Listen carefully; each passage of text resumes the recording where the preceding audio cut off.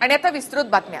एकीकडे युतीचं काय होईल कोणालाच माहिती नाही, पण काँग्रेस राष्ट्रवादीनं एक पाऊल मात्र पुढे टाकलेलं आहे। लोकसभा निवडणुकांसाठी 25 आणि 23 चा फॉर्म्युला ठरल्याची सूत्रांची माहिती आहे। 15 जानेवारीला अधिकृत घोषणा होण्याची शक्यता आहे, पण आता कोण कुठे लढणार यावरून 2 जागांवर निर्णय व्हायचा आहे।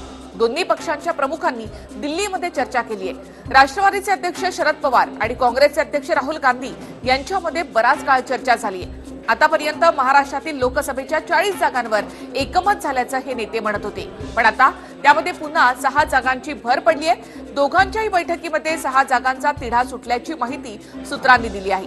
आता 2 जागांवरून हा तिढा अजूनही कायम आहे।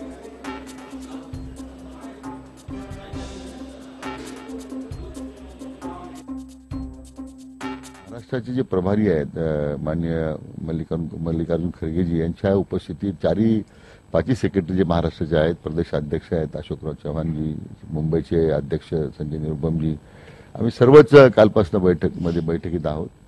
जे काही साधारण बैठकी झालेल्या त्या जागा व्यतिरिक्त आता ही संपूर्ण उर्वरित जागा ज्या आहेत, साधारण 7 जागा राहिल्यात, त्याच्यामध्ये या बाबतीतली चर्चा आता माननीय अखिल भारतीय काँग्रेसचे अध्यक्ष माननीय राहुल गांधीजी आणि राष्ट्रवादी काँग्रेसचे अध्यक्ष आदरणीय पवारसाहेब यांच्यामध्ये होईल। आणि अजून अद्यापही मला वाटतं चर्चा सुरू आहे, परंतु निश्चितपणे मार्ग निघेल याच्याबद्दल आम्हाला विश्वास आहे।